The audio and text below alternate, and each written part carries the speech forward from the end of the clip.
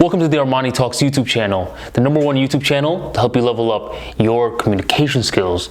Learn the art of public speaking, social skills, and digital content creation to express your ideas with confidence and charisma. If you're new to this channel, make sure you hit subscribe right on below for the latest videos regarding how you can communicate with expertise. Now, for today's episode, I'm going to cover the boogeyman, public speaking. Isn't it a little strange that our society is more interconnected than ever? You can honestly, if you want, contact someone from a completely different continent by just opening up your phone and hitting them up on social media. It is that easy. So if we're more interconnected than ever, why isn't it that we're more social than ever? Why isn't it that we're more expressive than ever? You want to know why? It's because we were never taught how. We were never taught how. And you know one part of social skills and communication skills that we were never taught? Public speaking.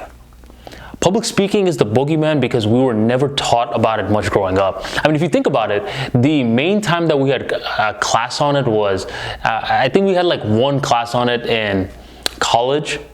But I didn't even have that. I mean, I know a few people that had that class, but I didn't even have that. And if you think about it, you know, in kindergarten, first grade, second grade, third grade, and so on, there are certain times where the professor's like, hey, make sure you guys get ready because you guys are going to be giving a presentation. And what's the natural reaction? You're really, really scared, right? Now imagine this. Imagine if I gave you a car and you had no clue how to drive. Zero clue how to drive, and I gave it to you, and I'm like, Billy, figure it out. How are you going to feel? You're going to feel pretty damn nervous.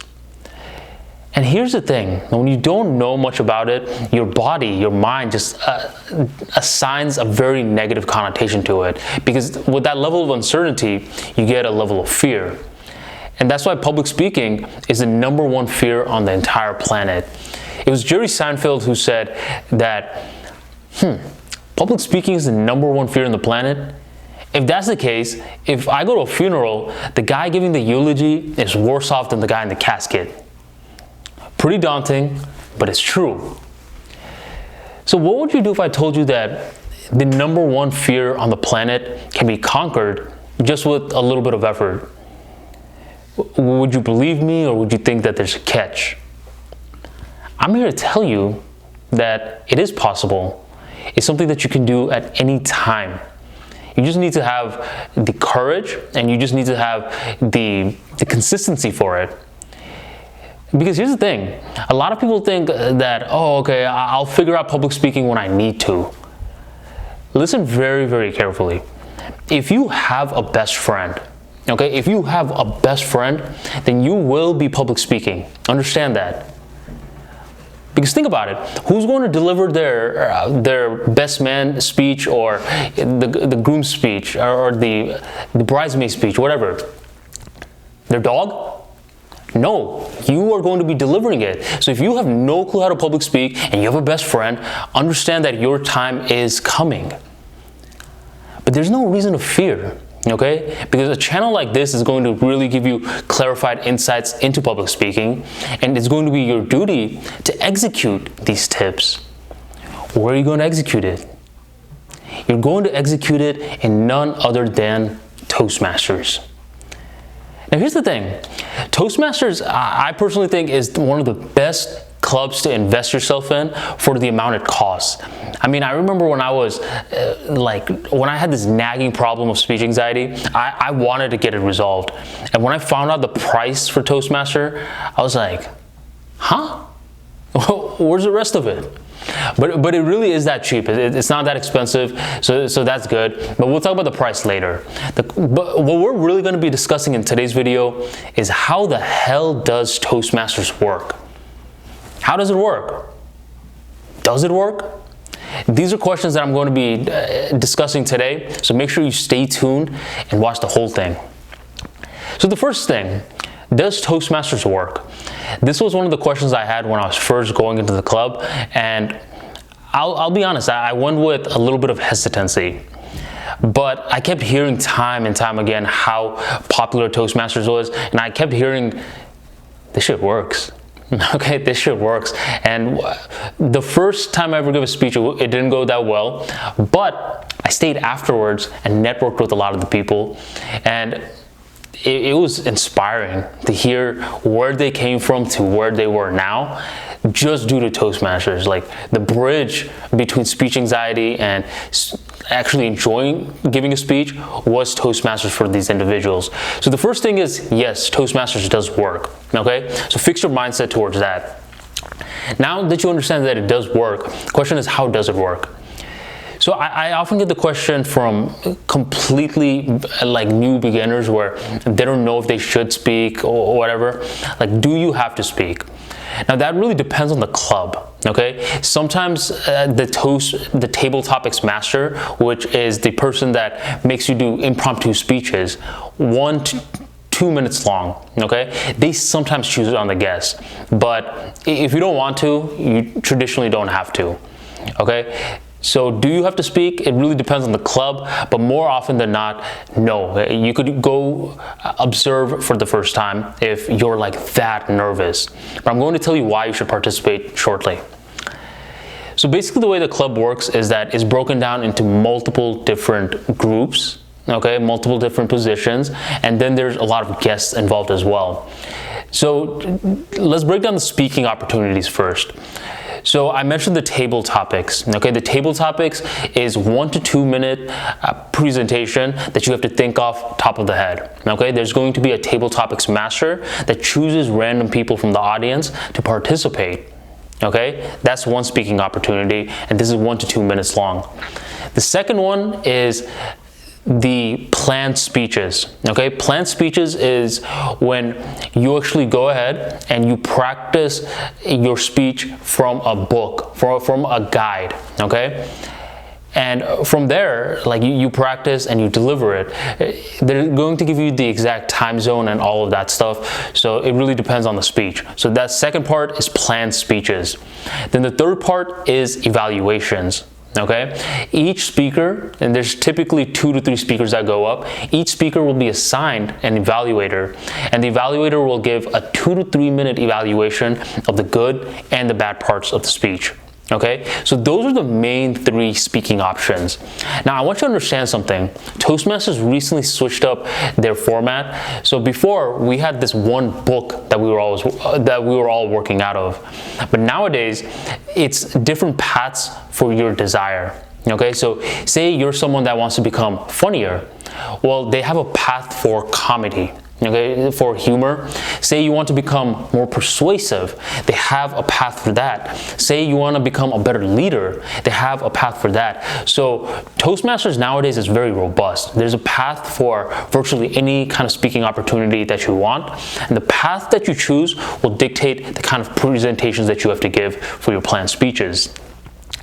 Okay, so we have the table topics, we have the planned speeches, and we have the evaluations. Those are the big parts of Toastmasters, okay? Now, there's also side positions as well. So if you're a member, you can also contribute in different ways. Okay, there's the grammarian.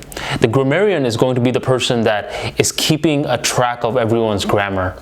I hate this position because my grammar isn't the best, and I try not to make it best because I don't want to sound like a robot. But yes, the grammarian is going to be looking out for your grammar, make sure that you sound perfect English. Okay, so that's one. The counter is another position. The counter counts whenever you say like, so, you know, those kind of words, okay? Anytime you use a filler word, they'll count it and notify you in the end. There's also a quiz master for certain clubs, and the quiz master really depends on which club you're going to. The quiz master basically listens to all the speeches and designs quizzes and gives it to the audience to make sure that the audience was listening.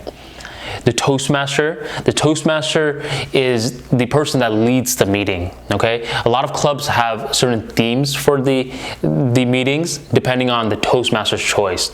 So the Toastmaster leads the meeting. And then there's a general evaluator, Okay, the general evaluator is the person who gives you an evaluation of how the entire meeting went and certain things that didn't go well so they can improve it for the next time. And let me not forget the timer. The timer makes sure that you are staying on track and you are presenting within the certain the time limits. Okay, so those are the mini positions as well. Now, once the club meeting wraps up, it typically lasts around an hour to an hour and a half, depending on how big your club is. Once it starts wrapping up, what happens is the audience, they're going to vote on the best speaker, best evaluator, and the best table topics. Okay, there's going to be a vote. So that's what makes Toastmasters really fun, because if you can collect some of the ribbons, you feel good right after. Okay, and if you can't, don't worry about it. I mean, Toastmasters is a journey, so throughout your journey, stack a few ribbons and you'll feel proud of yourself for doing that. Now, that's about it. I mean, that's how the traditional meetings work. And the beauty about Toastmasters is that it's very structured. So the concepts, the positions that I gave you in this video is going to be stuff that you notice in many other clubs. It won't be identical, but it's going to follow a similar overall structure, which is huge. Now, I've been in Toastmasters for 5+ years, and my personal experience is that it's been great. I've been a guest, I've been a member, I've been a recruiter, I've been the vice president of external affairs where I recruit other members. So I've seen it all in terms of Toastmasters. I've done competitions as well. And the biggest insight that I want to drop for you is that Toastmasters, it really fixes your mindset. Okay, it fixes your mindset. It makes you more confident. It makes you more authoritative behind your words. And public speaking is just a side effect. I know it's going to be very, very hard to wrap that around. Like, wait a minute, Armand, you're saying that mindset is the true reward of Toastmasters, not public speaking? Exactly. That's exactly what I'm telling you. It's kind of like when you're going to the gym and you're working out, you have a stronger mindset and more control over your emotions. And guess what? You have a nicer body to show for it. The same with public speaking. So if you're someone that has been postponing your entire Toastmasters journey and for some reason you're making every single excuse in the book, hopefully this video cleared up a lot of the questions that you had. Now, starting the journey is not easy. Starting the journey is very nerve-wracking. It's very difficult. So I want to help you out in getting a foot in, okay? Getting a foot in. So if you have any questions regarding this journey, I want you to fill out a form right down below to let me know what exactly you're going through and what's stopping you from taking that next step. Okay, what is stopping you from taking that next step? And let's see if I can help you out just to get you started on this journey to make sure that you are becoming a confident communicator as you're progressing. Now, hopefully this video helps you. If it did, make sure you like and comment and let me know your thoughts. Thank you for joining the Armani Talks YouTube channel, and I'll catch you on the next episode.